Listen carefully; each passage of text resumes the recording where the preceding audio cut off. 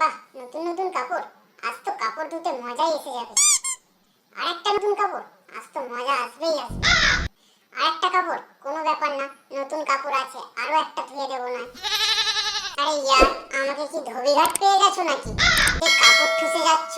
গাদা গাদা কাপড় দেবে, দিয়ে বলে বেড়াবে মেশিন ভালো নয়, ঠিকঠাক কাপড় সাফ হয় না।